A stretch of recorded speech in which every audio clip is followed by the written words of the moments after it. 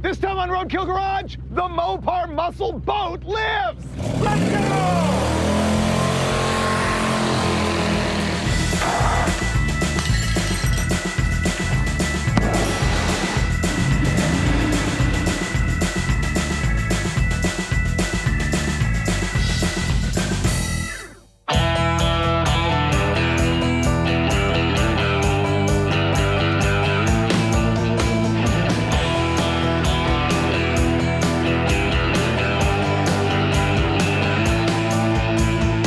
Well, it's winter here at the Dulcich Estate, and down at the lake, when I drove by this morning, it was 42 degrees, and so we thought this would be the perfect time to finally work on the Dulcich boat. Oh man, I've been trying to get you to do this for so long. I really don't mind. You Wintertime, sun, sleet, snow, as long as the lake's not frozen, The dark I'm ready to go. All that stuff. Yeah. This is not a good idea. And I'm not really into boats either, so this is going to be an episode with me having complete apathy, followed by completely freezing to death. It's going to be perfect. I thought it was just going to be a little bit of a lack of interest. Right. What I'm going to do now is tell you all about this vessel. Now, the boat we have here is a Chrysler Conqueror 135. It came with the Chrysler 135 horsepower outboard, which was pretty much top of the line back in the day. Now, this boat is very unique because it wasn't an outboard. It was actually a Chrysler jet, and they built it for about a year and a half. I think it was introduced in about 1974 and a half. This boat's a 1975, and I would say they probably built less than a few hundred of these. It's powered by a 318 that's marinized, which means it's set up for a boat. But the crazy part is this.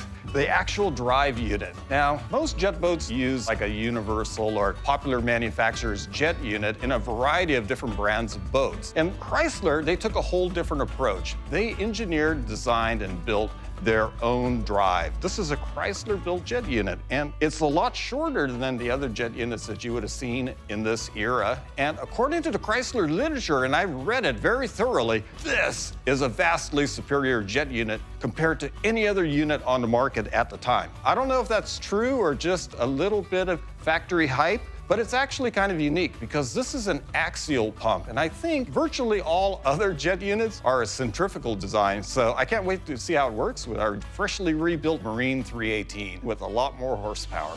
Okay, so let's begin by, I guess we have to slap the flywheel on back here. Which I will get. I will fetch you a flywheel, and I'll let you put it on. Oh, thanks. This thing does look nice, doesn't it? Now, this thing is almost the same as a car engine, but the Marine engine in 1975 was offered as a 4-barrel. In fact, it had a 750 carburetor on a cast iron single plane manifold, while all passenger car engines were 2 barrels. It has a different distributor, basically using the same guts as an electronic ignition in a car. Up front, the timing case cover is cast iron, it's doweled to the block, and there's a difference in the pulley arrangement and some of the brackets. The other big honking difference is right here, these exhaust manifolds. For the boat application, these are fully water jacketed. So it's got an internal casting pathway, which carries all of the exhaust, and then water is pumped through these nipples, and that keeps everything nice and cool under the engine hatch because there's very little air movement in there. Now, the modifications here, I went with Edelbrock heads, and the reason is they have a way smaller chamber, which raises my compression ratio from about 8.5 to 1 to a little over 9.5 to 1. So that's a good gain, plus they flow more. I went with an aluminum wind manifold. It's single plane. It's not a very big runner manifold, but it's pretty similar to the cast iron piece that came with this boat. Other mods are the cam. I took out the regular 318 cam. I put in a 340 high performance cam. It's rated at 268 intake duration and about 450 lift. I went from about 235 stock horsepower to 320 horsepower on the dyno. So not quite a 100 horsepower gain, but pretty close. The only thing I've got to do now is flip it around, get the flywheel and drive in place, and this thing is ready to drop in the boat.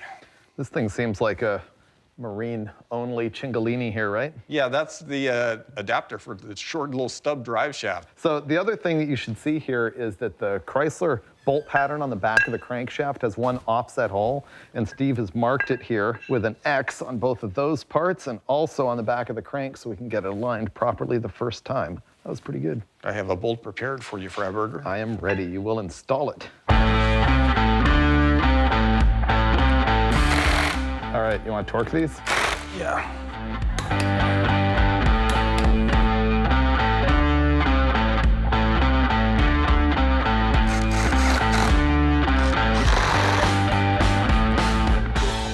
You know what, being a Mopar guy, I'm kind of into the Chrysler boat just because of the freak value. I also like the detail. I mean, Steve has restored this, but that cool Pentastar with the jet and the valve covers actually say Chrysler Jet 2 on them. And wait till you see the air cleaner. It actually has a little cartoon, like Super Bee thing, almost like the Super Bee car. Pretty neato that they're making muscle boats long after their muscle cars were weak. I probably need to adjust this onto the dowels. Right there, right? Yeah.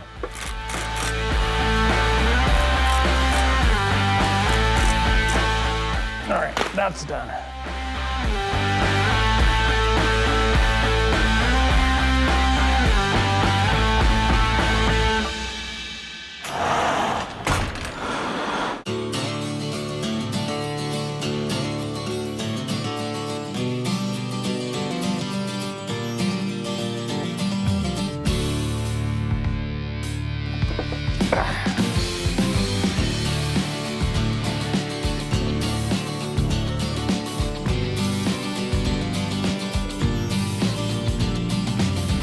As far as I can tell, the 318 boat motor is completely ready to install. Now the problem is the regular cherry picker is too short. It won't go deep enough to place the engine where it needs to go. So I'm gonna have to switch to the forklift, and the regular forks won't do there either. I had to add these fork extensions. That'll give me all the reach I need to get way in there. And I torched a hole right here, which allows me to rig a chain with the hook. As simple as pie. Just stick the chain through, secure with a big sturdy screwdriver, and this is gonna go in before you know it. Okay.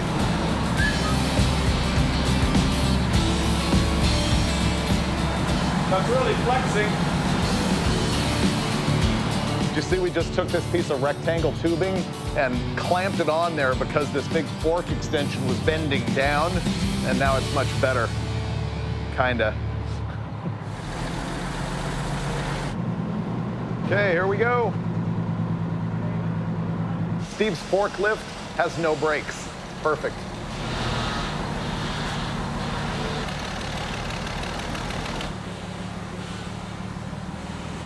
That's about all I've got. If you go up, I think you can steer it in on center, can't you? I think pretty close. Okay, that's it. If he drops it, it's gonna fall all the way through the fiberglass hull, which would be amazing, by the way. Okay, that looks pretty centered. By the way, did you know that on these Mopar engines, they have a casting date right on the side? This one was cast in December 13th, 1973. Okay, stop, stop, stop, stop, stop. See, it wants to twist, but I can't reach anymore, so I gotta get up. Let me start bringing it down. Whoa. Okay, well, you're gonna be into fiberglass here in an inch. You want me to put it down now? Yeah.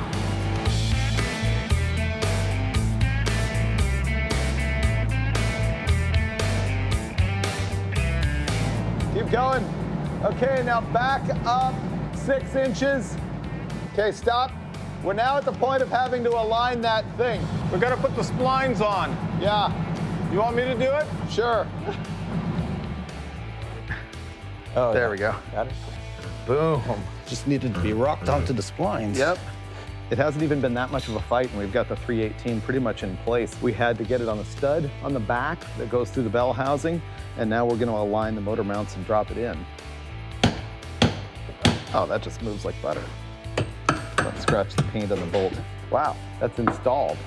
The engine is in. 2 bolts in the front, that nut in the back, which we still have to tighten. In fact, we're gonna get rid of the forklift now. You realize nobody knows if this garbage floats, right? Okay, that makes it official. Forklift gone, engine is in. Freiberger, I've got a big smile on my face. Yeah? Yeah, because finally, I've got a motor back in my Chrysler Conqueror 135. The Conqueror. All these names you just never see on cars anymore. You know, I went to the LA Auto Show and most cars are named with nothing but a letter and a number. That's stupid. I know. It looks like you're really comfortable in a boat, Freiberger. You may be just turning the corner here. It's possible. Yeah. Yeah. I'm encouraged. I've gone from apathy to, Disregard. boat curious. Well, all right. I guess that's progress. So at this point, our list is we got to get belts on it, water hoses, carburetor, throttle cable, carb stud, breathers. Wiring. Wiring, charge, ignition, PCV valve, oil plug and filter, plug wires, gasoline, pipe Battery plugs, cables. the manifolds, battery cables, battery. So yeah, we still have some stuff to do, but I'm expecting Steve to finish all this up by tonight while I'm on the sofa surfing Instagram. Is that what you're going to do? You could be surfing behind the boat.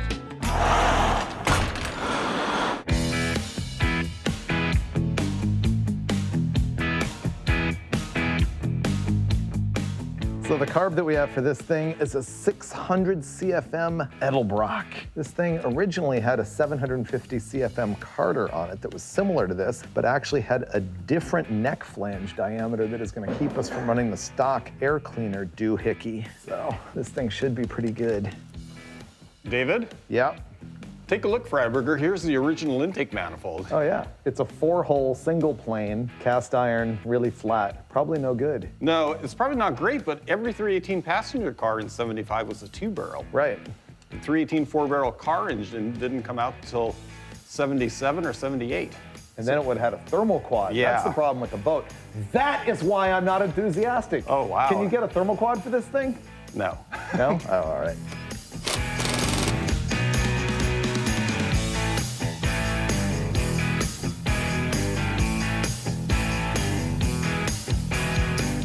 See how this air cleaner looks kind of funky? It's because it's not really an air cleaner, it's a spark arrestor. The deal with boats, or this type of boat, is that it's gonna have a big enclosure around the engine, and that can get all filled with gasoline fumes. And if it ends up backfiring, then kaboom! It blows the whole thing into smithereens and it sinks to the bottom of the lake. But since Steve doesn't really want that, that spark arrestor keeps the flame from coming out of there and igniting all those fumes. Kind of one of the trickier parts of putting the engine in was connecting the exhaust to a flexible hose, and that exits right here with these fittings that go through the transom. Now, anytime you have anything below the water line, which this is basically right at the water line, you've got to have a good seal. Otherwise, you may have a leaky boat. So I'm just going to put some silicone sealer on there. Usually, you would have some kind of special marine caulking compound, but this is good enough. You don't want a leak because your boat may sink. I trust that rubber completely. Okay. It's gonna be all blah, blah, blah, blah, blah, blah, blah, blah, blah, blah, blah, blah. That's the best thing about a boat. They basically are open manifolds. Yeah, I know, I agree. This is me making the carburetor linkage work. I'm gonna have to hog a hole in the existing linkage here. Okay, now with that done, this should slide right through there, and it does. You wanna go activate the throttle? I'm gonna check wide open. Yep, Wow, it just compresses. isn't it pretty cool? Yeah. It's totally drivable. Yeah. It's going to be fun, except for the freezing cold and wet part. Yeah.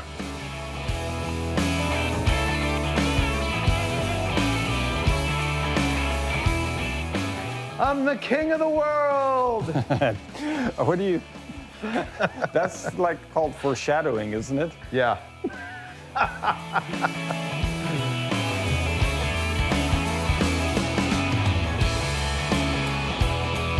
Okay.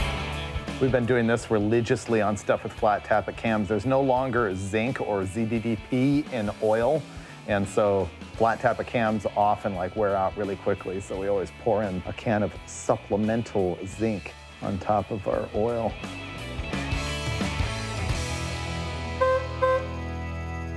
Hey, Doc Boy, come on, I need some fuel. Come on, man. There it goes. It is? Hear it? There. What's Feel it load? Like? Let me see what it looks like. It's mint.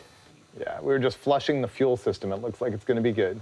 Now I can plumb the rest of it and mark that off our list. Okay, fuel system is complete. All right, I'm just gonna get comfortable here. Are you ready? Yep. Boom. Distributor turning? Yep. Oh, it's also throwing sparks out of the coil, so ignition works too. You're kidding me. No. We should put a pipe plug where the oil pressure sender goes before we shoot oil all over. Before we have Old Faithful Yes. of oil. There's the 8th pipe plug that's missing out of the back of the engine for the oil sender, so I'll be adding that right now. Woohoo! Man, when it's just happening, it's happening, bro. It's all coming back together now. We're ready to fire this thing up, and Steve didn't want to like crank it forever until it filled the carburetor with gas, so we're going with the old brake clean trick.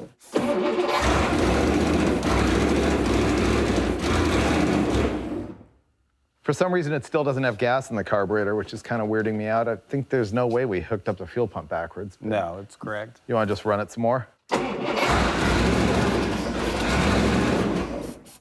Still nothing.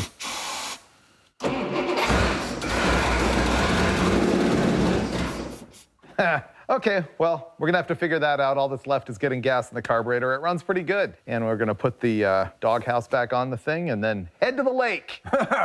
It'll be a tale of human suffering, though, and triumph and victory.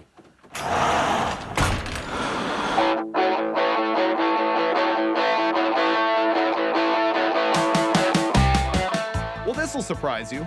Dulcich had installed the original fuel pump to the boat, 45 years old. And of course, the rubber was all dried out. It wasn't pumping any fuel whatsoever.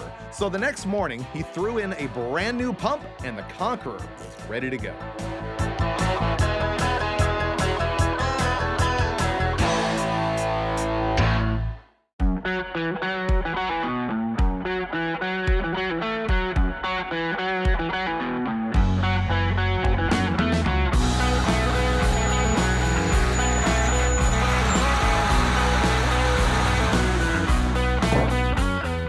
Okay, here's the thing, Dulcich. You need to sway my opinion on the boat. I hope I am up to the challenge. So this is the part of the show where he backs the thing into the lake and then loses traction and the whole truck, trailer, the whole thing goes down in the drink. You've seen me on the Engine Master show. When I build an engine, I've got a lot of anxiety, I know. okay? And I need a gentle hand of support, not this bottom of the lake and on the rocks. But the stakes are much higher than Engine Masters because you blow up an engine on the dyno, it's one thing. You throw a rod through the bottom of the boat, we have bigger problems. I built that engine myself, Freiberger. It's not gonna stop being funny. All right, let's back it in, fire it up. All right.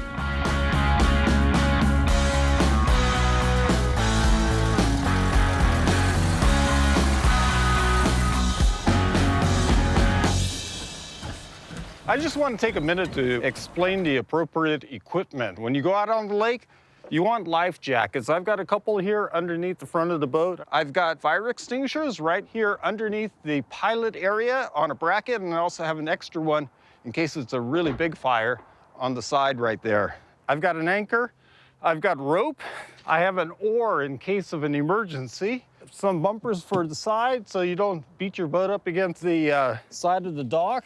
Other than that, play it safe, use your head, and then it'll be all super duper Chrysler 135 Conqueror jet action! All right, what are we doing? Open the hatch and I'll prop it up with this jack handle since we captured the actual prop with the fuel line when we installed the engine. Okay. I'm gonna start the engine, let it warm up, check for leaks, look out the exhaust and see if water is coming out the exhaust pipes. Okay, which it And- should, Yeah. right? Well, if it's pumping water, which I hope it does. Man, this is gonna be a comfortable day for an excursion. We don't have a choke, so it might be hard to start. Kidding? Stop! Water pouring out of the back of this manifold, bad. There must be a plug missing. We're boned. Yep.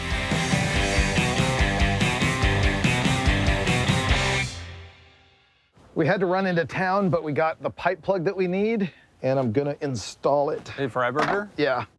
Why? you left the pipe plug out. I didn't. You didn't tell me it needed one. You didn't call me little buddy, though. That was Little the buddy? key. Oh, I forgot that part. Yeah. Come on, Freiberger, you got that yet? You look like you're really struggling there. I am. I got it, Skipper. That's a good job, little buddy. Oh, it's handled.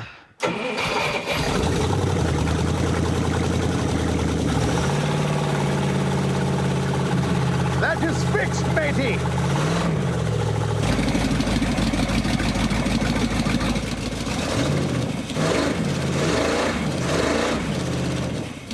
I think we're ready to go boating. Here we go. Hey, we're off. Does your horn work? Yeah!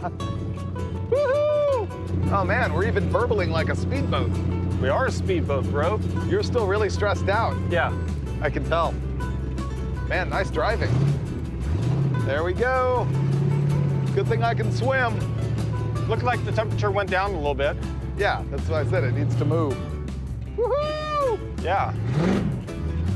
No wake out here. I know you're tempted to go wide open right now, which is your standard for all vehicles, but Well, you see the temperature has gone down now that we're in the water. yeah. This is pretty nice. Yeah. The jet doesn't have very good directional stability at low speed. Nah, Okay, so far, I'm pretty happy. I don't think we're ready for the bro shake, but it's pretty good. Maybe this is as fast as I need to go. It might be. I haven't been out on a lake ever since Finnegan hosed me down with his jet at Lake Elsinore. Doesn't Lake Elsinore have like really super dirty, stinky water? Yes, How was that? it was horrible. Oh. Well, the boat is actually moving under its own power. That's something good. This is wind. We're past the buoys. Well, I thought that was the starting line. Oh, yeah? Yeah, that's what that means. So what should I do? Oh, I'd floor it.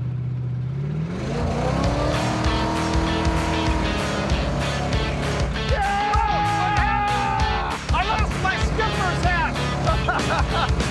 Sweet!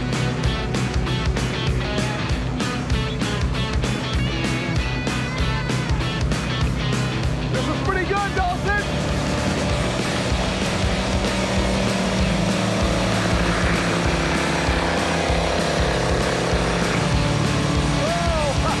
Oh, sweet!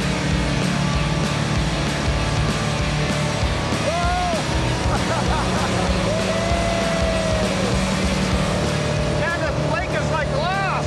Maybe boats are pretty good! Wow, that was good. You want to take the helm for a second? Okay. Ready? Yeah.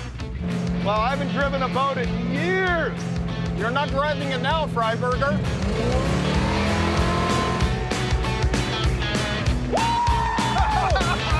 It's pretty fun.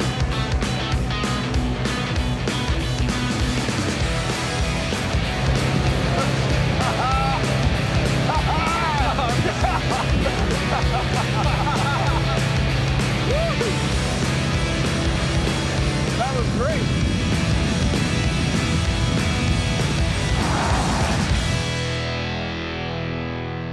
Okay, so we're just having a blast with the Mopar muscle boat, and then lost the helm. That looks like it's doing nothing because it's doing nothing, and I'm not sure why. See if I can figure it out. Ooh, this looks like it's hard to fix. I thought just the cable came off. Okay, there's a blue cable coming off of here, and it's going down that way. It must hook to something on the other end. Is it hooked on that end? Well, I can't tell. Basically, this is a rack and pinion. Is it doing anything? It sure doesn't feel like it. So do you think it came off the rack at the end of the turning? Freiberger, I never get things off the rack. Never? We have to take a look at the back and see if we can push the cable over. Okay, let me Maybe see if it's the cable's doing overextended. anything. Let me see what I can see. What do you see in there? Oh, it's turning back here, dude. You're screwed. It broke in the outdrive. It stripped something down below. Really? Yeah, Let me look. Okay, go ahead. I'm steering it. It's not moving. Now I'm going the other way. That's moved now. Yeah, Now move it the other way. now it's going the other way. It's moving irregularly, though. I think you're right. It's because the gear is stripped on your pinion here. I think this is okay. Oh, wait. What? Is the genius Freiberger gonna save the day? Whoa, that worked. Uh-huh. What did you do? Put the rack and pinion back together. Are you serious? How did you manage that, Freiberger? Oh, man, you just got to have skill with the Chrysler boat, dude. You're an I amateur. feel like a neophyte. See, there's a clip at the back of the steering column that holds the gear that engages with the doohickey. And you just have to hold the gear up so that it engages with the doohickey. Because it's got too much clearance and it's pushing too much forward on the thrust. Exactly. So you have to hold the pinion into the rack. You're like a mechanical Sherlock Holmes. I can't believe you just fixed that. And it's full of graphite moly grease. Hold on a second. Let me just solve something for you here. What? Whoa, I thought that fell in the water. Ah, there you go. Oh, no. Yeah, go ahead and fix that. Unbelievable. Okay, there's the bushing in here that's just completely loose. Go ahead and pull it out. We don't need that anymore. Okay. Oh yeah, there's a top bushing as well. See, this is the steering column right here, and there's a C-clip that goes into this thing, and obviously this engages with the gear that works the rack, and it has disengaged with that gear because the bushing that holds it all together is gone. I want to get the bushing out, then we just wrap gaff tape around it, put it back in, and then we're off again. I got it, and the bushing. If you think this bushing is loose, you might as well slather some tape onto it. I think just one stripe of tape will take care of that. Okay. Well, it's all fixed, Freiberger. I put the C-clip on, shafts in, and we're ready to roll. That was teamwork. Oh, I know. So let me close the cowl and we're out of here, right? Well, not quite. Why? This is a matter of I want to reclaim my hat after fixing the helm here. Well, you were kind of a boss. Yeah. I admit it. Yeah. There you go. Okay. I won't even Gilligan you because you did figure out the problem halfway. All right. I've been demoted, but we're ready to go. Ready? Shall I shove off?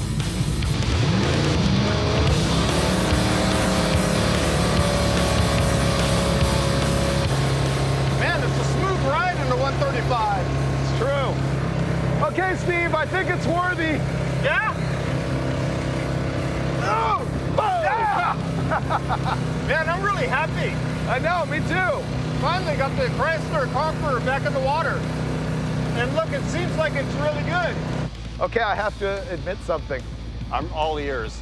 I'm pretty sure you've sold me on the boating experience. Really? Yeah. Oh, man. Well, look, Freiberger, we're pals, so if you ever have the hankering to go boating, she's all yours, buddy. I thought you were going to say you would take me out. No, man. Oh, man. You're a real pal, and you know how much I love the Mopar muscle boat. Oh, yeah, I wouldn't want to damage it. But, no.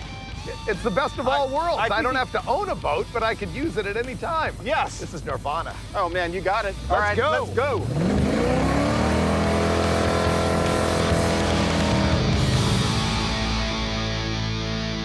In typical Roadkill fashion, out of gas.